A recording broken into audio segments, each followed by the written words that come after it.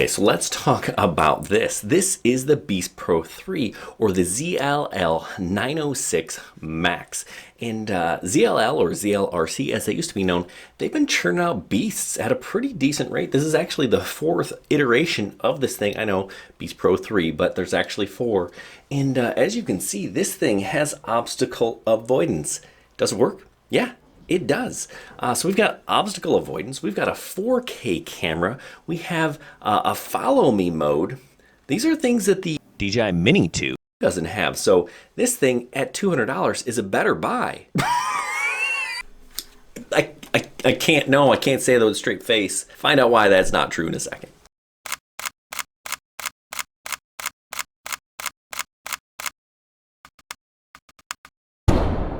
If you're looking for a review that just tells you the great things about drones, this is not going to be it. Chris and I, we try to keep it real and kind of go over the pros and the cons of drones so that you can make an informed decision. That's what we do here at Half Chrome. So if you're looking for that, click that subscribe button. All right, let's get to it. Okay, so first of all, I'm not saying this is a bad drone. It's not. But it just isn't going to compete with something like the DJI Mavic Mini or Mini 2. Other products like the Xiaomi or a Hubsan, it's still going to fall short of things like that. It is very much in competition with the other beasts, the Ruko F11, the Bugs 12 and 20. Right? It is in that class or category of drones.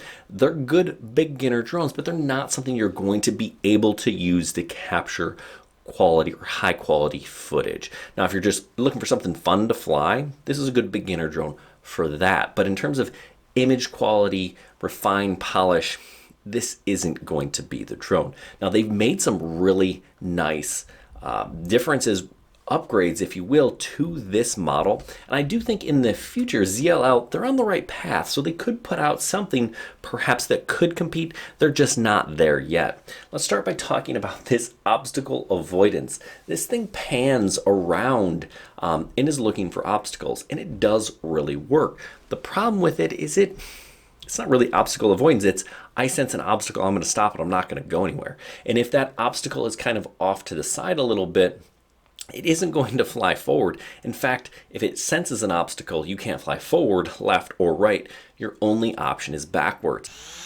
All right, so I'm gonna get this thing up in the air, and right away, the obstacle avoidance is gonna go crazy. It sees that tree to the left of me, and no, it's not in front of me, but I still can't fly forward. It's kind of obnoxious.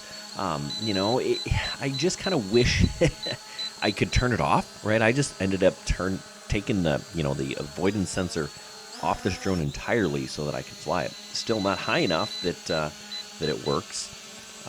But hey, if you want something that's a neat little gimmick, yeah, it's definitely that.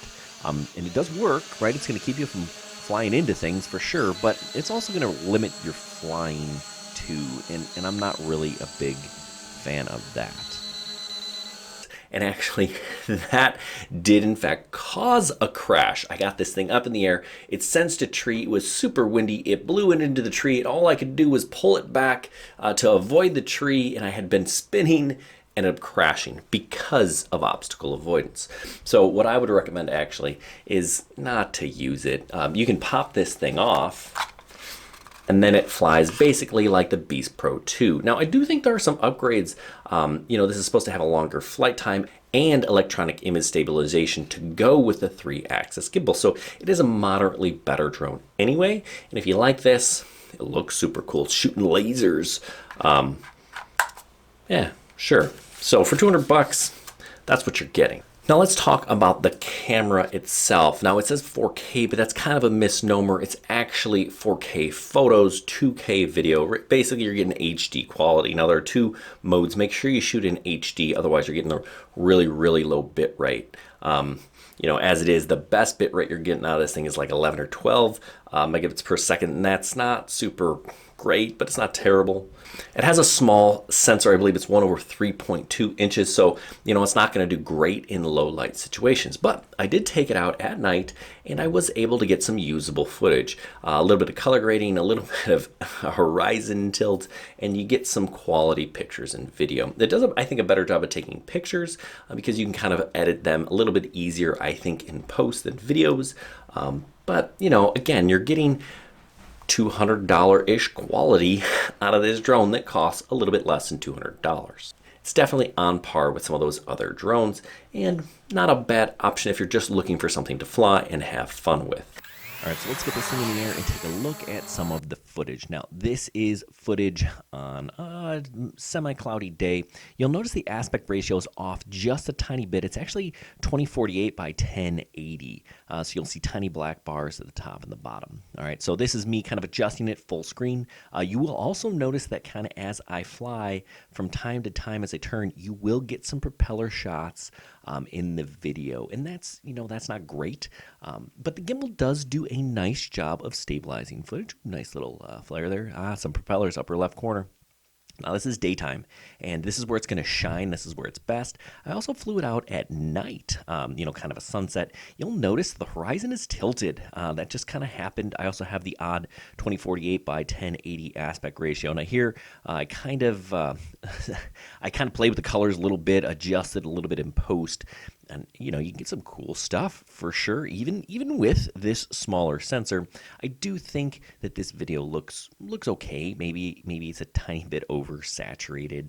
But, you know, that's one of the issues. You know, one of the other issues I had is actually the gimbal. Now, here it is. It's following me, and you can see I'm not in the frame. It doesn't do visual tracking. So I'm going to gimbal down here in just a second and just watch the ratcheting, right? It's just not, there it is. Clunk, it clunks down, clunking down again. It's just not smooth, so it's really hard to work with the gimbal as you fly.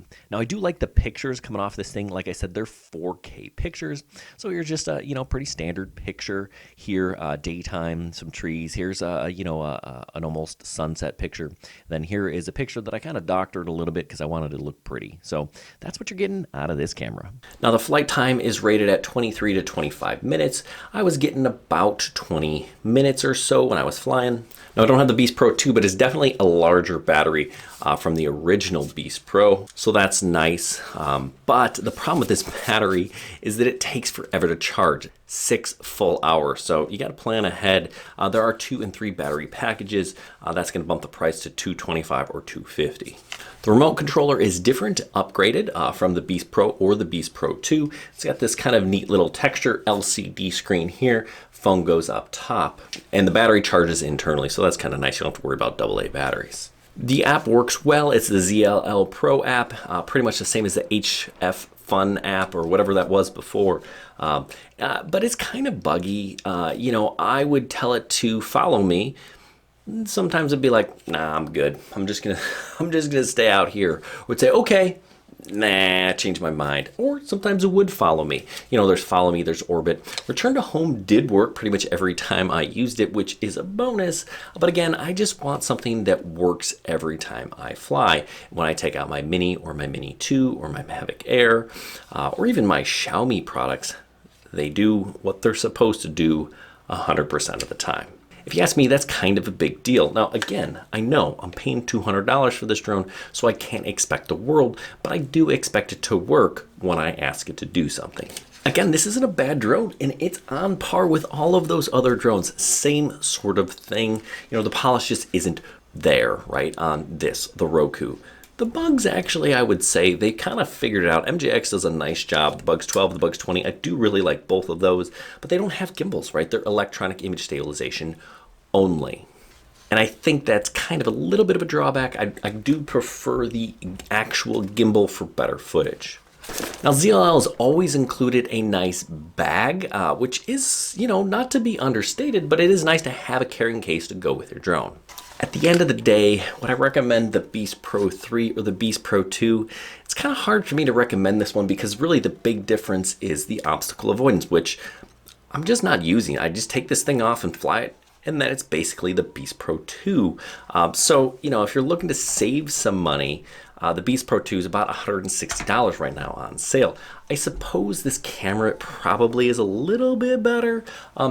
So maybe there's that. But again, it's not going to be that notch up in quality that I really want for professional or semi-professional videos and photos. You know, it says that I can zoom in 50 times, but it's 100% digital. And once you get just a little bit zoomed in, that image goes to pot and it's just not usable or workable. So, you know, don't be swayed by some of these big claims like obstacle avoidance, 4K camera, 50 times zoom, you know, 26-minute flight time.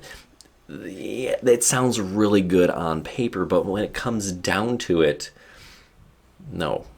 This is a toy, or maybe a hobby grade drone, if you will. It is a good learner tool, it is stable, it is fun to fly, but this obstacle avoidance is just more a gimmick than anything else. Plus, in order to have it on, it flies incredibly slow, so it's just not worth it if you ask me. If you want this drone, sure, but know that you can just take this obstacle avoidance off and fly it. It's a better drone without the obstacle avoidance than with. Last minute specs that I forgot to throw in there. It's got a top speed of 45 kilometers an hour. That's about 28 miles an hour, I believe, if my math is right. Plus, it's got a Wi-Fi distance of about 800 meters. That's about half a mile that you can fly this thing away. I do not recommend getting this thing out of line of sight. Plus, you need a 5G or AC compatible phone in order to operate it with the picture. If you're sold on lasers, pick this thing up. Otherwise, I'd suggest taking a look at the discounted Beast Pro 2 or the MJX Bugs 12 or 20. If you haven't already, click that subscribe button. You're going to want to do that so you don't miss more content coming your way. And don't forget, we give away a drone once a month to our Patreon subscribers. I'm giving this thing away to a Patreon. And if you want more details on how to do that, description down below. Make sure you check us out on halfchrome.com. Good luck and happy flying.